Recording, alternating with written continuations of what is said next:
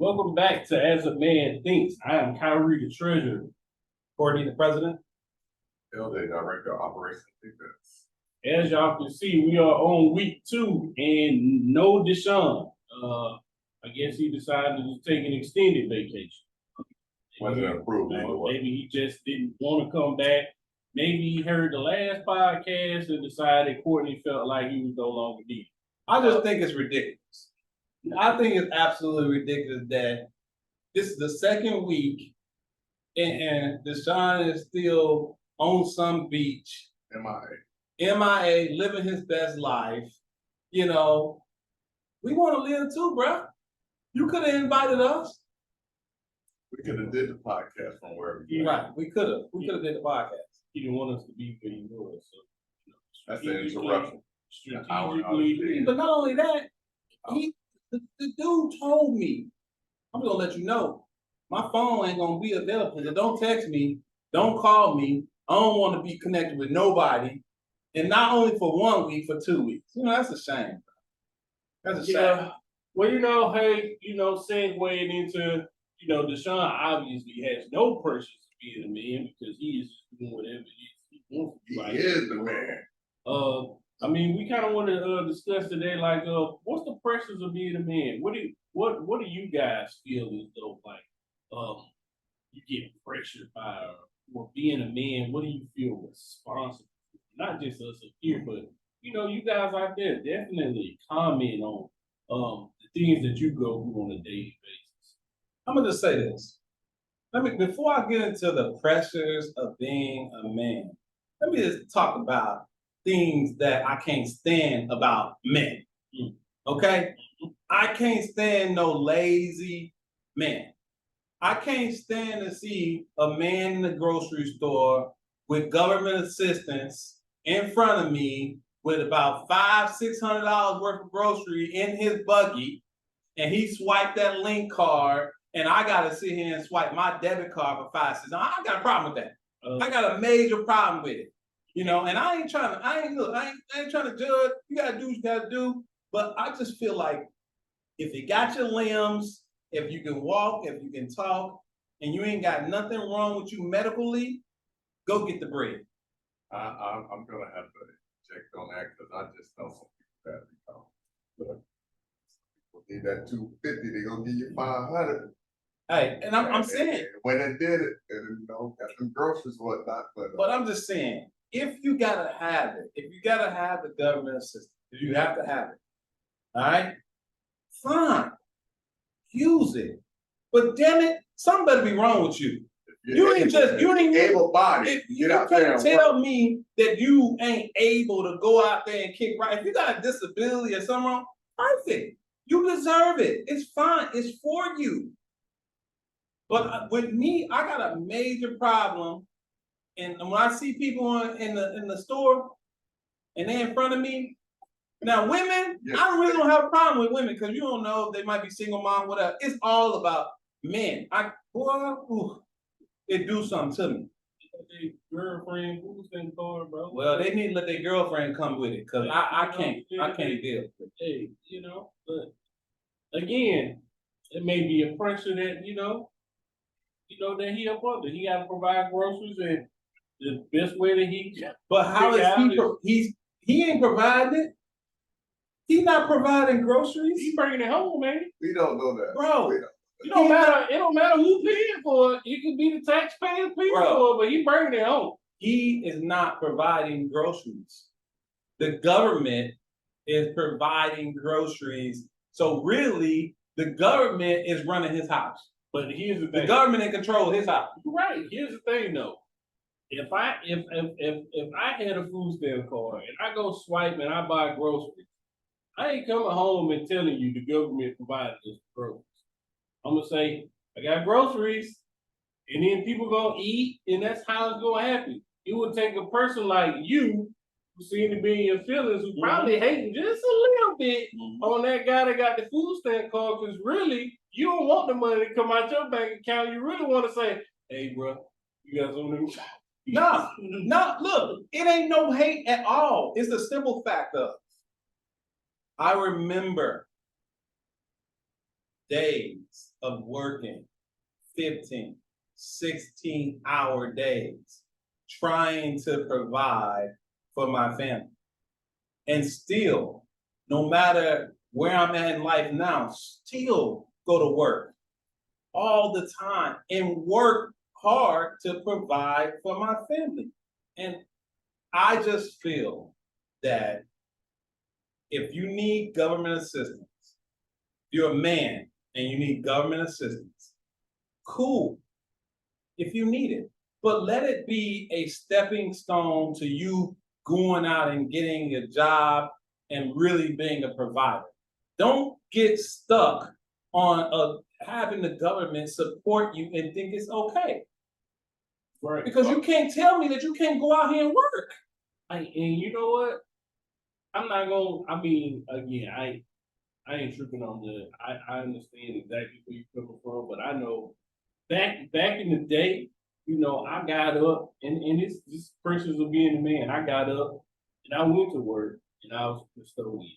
And I made when I first started out being a custodian, I probably made like $8 an hour. And still had to pay rent. I still needed groceries. Still had to take care of my kids. I still did. So even though I'm not lazy and I'm working and I may be getting overtime, like that money I was getting paid wasn't enough. And at that time, if I had some food stamps, if somebody was to give me a card, I'm gonna go up in that thing, I'm gonna swipe it just as proud. And it's not because I'm lazy, it's just the fact that because sometimes the money that people get paid just don't add up to the the expenses of life, and you ain't gotta be doing nothing lavish.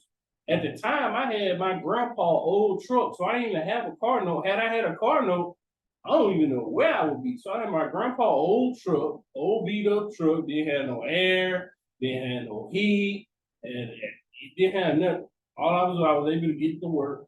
I was able to go to work, and all of my check. And me being in school actually helped me be able to provide for my family, getting that little grant check back. And so that for me, I was under tremendous stress. And sometimes I almost didn't even want to get up and go to work. And sometimes I had those discussions with my wife, like, it sucks to get up every morning for this little bit of money. They take all these taxes out, and then I still can't afford to do half the stuff that I need to do. I got to push this back, pay that, and it's almost like I'm in a rotating cycle. I'm talking about life offenders.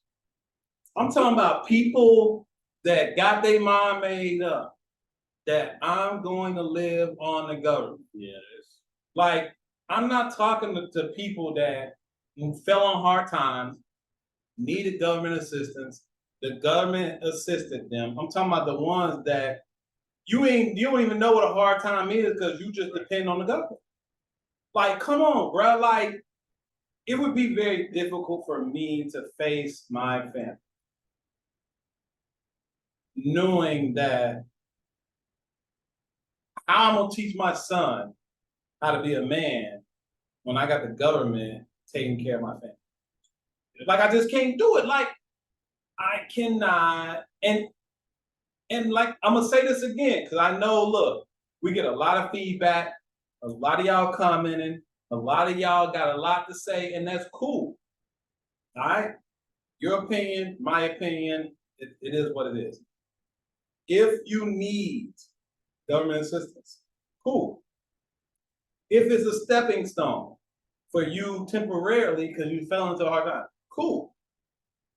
But when you're a lifer and it's been 2 decades, 20 years, and you're still talking about, yo, that money hit that link card, that's a problem, bro.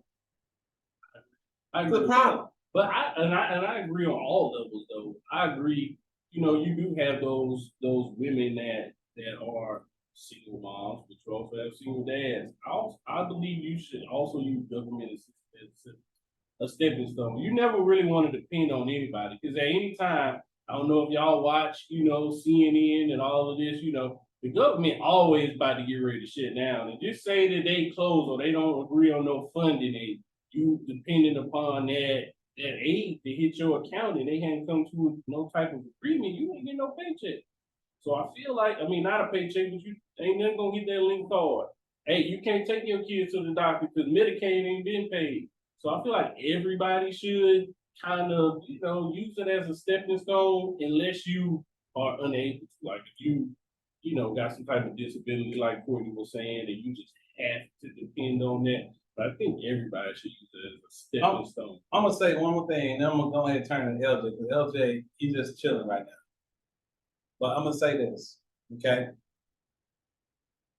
The pressures of being a man in this world is great. I never understood the pressures of what my father had to deal with until I became a man. And when I became a man and I had to step up as a man and do manly things, like support my family and pay bills and, work overtime to make a little extra money. And, every time you pay a bill, it seems like another one is knocking at the door and you could never get caught up. And you like, my goodness, like it's like you on a wheel and you just spinning, and you wondering when you're gonna stop and be able to even breathe.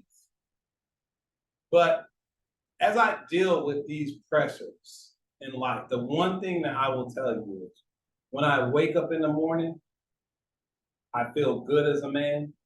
When I wake up in the morning and I shower and I leave to go to work, and I look at the things that I've been able to accomplish by the grace of God helping me, I'm content, I'm happy. Was it easy? No. Were there painful days? Yes. Were there days I sat in the car alone and cried? Yes. Were there days that I felt like giving up? Yes. Were there days that, I felt super overwhelmed? Yes. All of that. Still today. But in the same token, as I deal with these pressures, I think about the little wins. And if I can continue to get little wins, I believe I can make it. All right, right before you speak, LJ, there were also days that absolutely nothing has happened to Courtney and he sat in the car and cried. Just because, the emotions get the best of him sometimes, and it becomes overwhelming, and sometimes he getting not to try to say anything about women out there, but he getting his feelings a little bit, and his female side come out, he getting to crying and calling people and all up in the uproar and stuff. But I mean, that's my boy. When he called me crying, I hang up because I ain't got time to hear all that. But anyway, but now go ahead, LJ. Go ahead. Let's transition a little bit. We've been talking about financial growth or The pressures of life. pressures of getting it with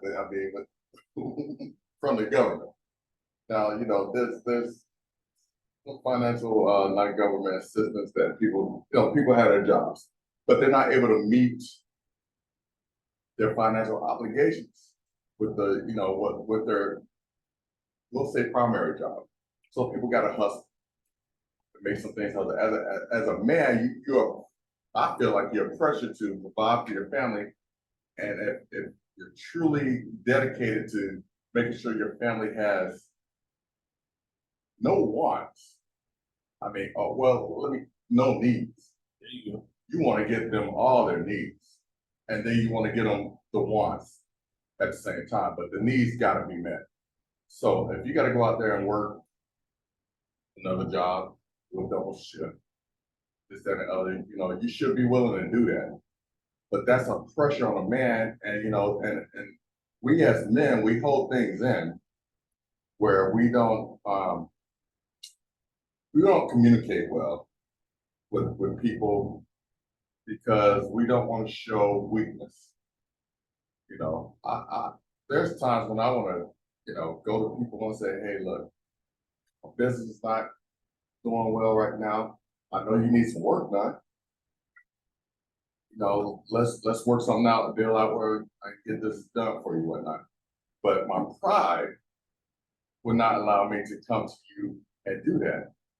And it could be because of a relationship we have, or it could be because of a relationship we don't have. But you know, there's some things that as a man, you feel like you can't even share with your wife, your significant other.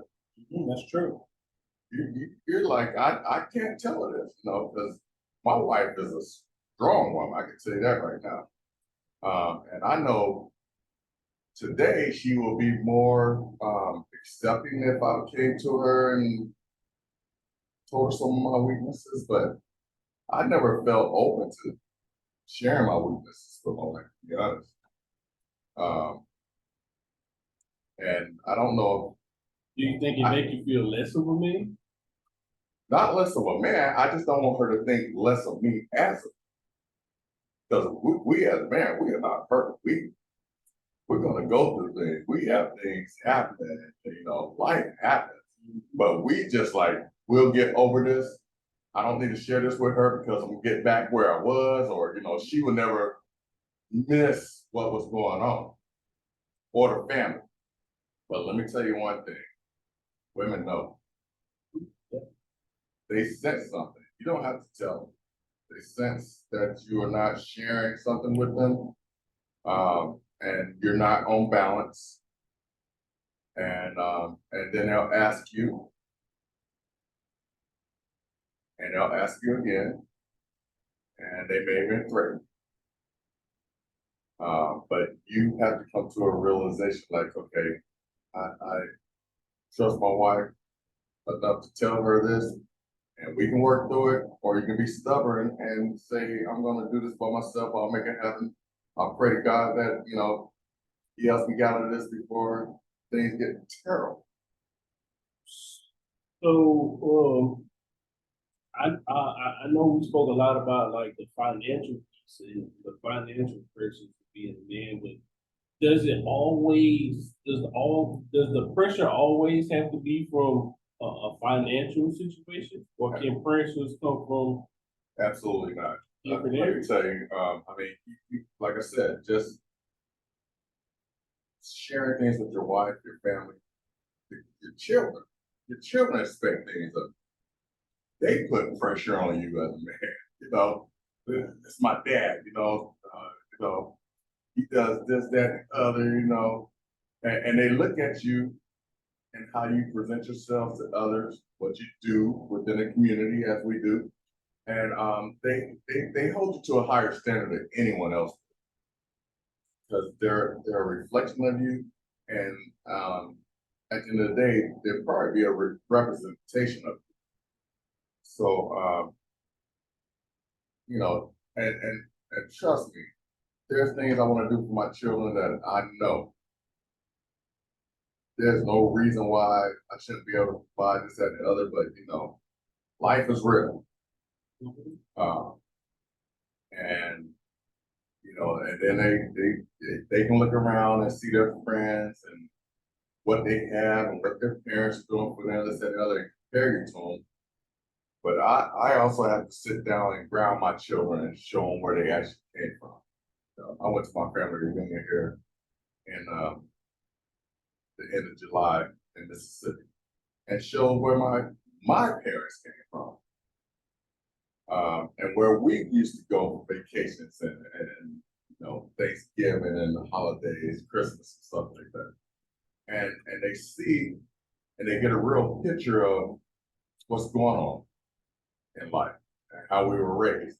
And they get a little more appreciation for what they have today. I mean, just us doing things like, you know, going to feed the homeless downtown. We're going to Chicago to feed the homeless. We're taking our children with us. We are showing them and instilling in them, letting them know that they should give back to the community. And with that, you know, I think that relieves a little bit of pressure because they're saying, okay, my father can't do this for me at this time, but we also tell our children, you need to earn something. I'm not the one to just hand you something because you asked for it. you're gonna have to earn it from me. I'm a military brat. My dad has never like just given me things like, all right, what you gonna do? How you gonna prove yourself? Get this, that, and the other. So I got a little bit. I'm a little bit old school. I'm older than these gentlemen here, um, by some years. So I have that old school spirit in me, and believe my wife is a little more give me to the children. And she wants things to happen for them a lot faster than I'm willing to make them happen. But as a man, I'm thinking that's not going to build a manly character for them. It's not going to make them productive citizens. Just giving them things. You want to drive a car? Keep up the car. Go wash the car. Back in the car. Put gas in the car. You know, I'm not just gonna let you drive the car. Oh, here's my car. Go put some gas in the car. I'm not one. Mama might do it, but I can't do it. So those are just little basic pressures. So pressures of I know you mentioned communicate. So Courtney, like, have you ever felt pressure to communicate? Maybe it was something going on in life and you didn't really know how to communicate it, but it was just weighing down on you until you either had to tell somebody or you had to confess something or whatever the case may be. Have you ever felt that type of pressure? Yeah, my communication sucks. Okay. And I mean, and the biggest reason is I think as a man, you pick and choose what you want to share. Okay. And I think that LJ hit it on the spot, right? So he said, if I share this, we always think, what type of damage will this do? Because people could say, oh, I love you, be open and honest with me and tell me. And, when you feel this way or you feel like that, I want to know. And then as soon as you get in an argument, that's why you da da da da da, and that's why da da da, right? So as a man, you have this cover, this shell, where you tell a little bit, but not enough to where it can come back and bite you and you feel like, man, why did I ever say that? So I've been in positions, man, where, there's things that I wanted to say to someone, or there's things that I wanted to confess, and I never felt comfortable because I felt like the turmoil of what it would do to that individual. And I shared this many times, that, you know, uh, 15 years ago, I was in a position of, where I had the opportunity to treat an individual in a manner that was unacceptable, and in the process of that, I lost a lot. God had to really like humble me and bring me down to a place where, you're no better than this person, that person, or this person, and that's a real hard experience when God humbles you around something, right? But I come to the conclusion of just as a man, my grandmother used to say, baby, something you're gonna have to take to your grave, right? And I never understood that. I could never, I'm like, take to your grave. Why? Like, just, if you feel like you feel, just say how you feel, right? But I also feel like sometimes there's a time and a place, and sometimes it's not. Well, for me, a lot of pressures. I really don't have that big of a communicating. I think the pressures of my life come from just being a private person and not really asking for that help that you may need. That's a prideful thing. But it can also create a lot of pressures and it can also create a lot of thought. Whereas, you don't know how when you tell another person how they may respond. They may think, well, why are you worried about that or whatever the case may be. And so then now you don't want to set yourself up to be judged. But at the same time, you just got to be able to know who your friends are, know who your wife is, and sometimes you do have to open up. Sometimes you do need that help. You have to ask, but that's something that I definitely struggle with. Like, especially when it comes to finances or anything like that. Like I'm that person that's just gonna try to figure it out until I can't figure it out. And then when I can't figure it out, it's just not gonna get figured out. But I'm not gonna ask anybody for help, even when they plainly can see, okay, I mean, I know he's struggling, but you got those people that's like, well, I ain't gonna say nothing. I'm gonna kind of wait to see if he asks, or wait to see if he tells me. And I'm that type of person too. I'm not gonna ask, if I see, because it's not my business. And because I'm that type of person, I kind of let everybody do their own thing. But there are a lot of different pressures that can come from being so prideful and not asking for that help. But for me, yeah, that's a big pressure because I do look at a lot of different things, and I do wonder a lot of different things. And then you get into religion and a whole lot of other different things that people like to bring into play. I mean, Kyrie has said to me multiple times Probably a that lot. he struggled with some things in his life. Okay, and at the end of the day, even though I don't agree with the lifestyle, I feel he has a wife and he shouldn't, looking at anyone else that's of his same stature. I still support him as a friend. I told him I don't condone a lifestyle. I don't live a lifestyle. But if that's what he needs to do, to feel more manly,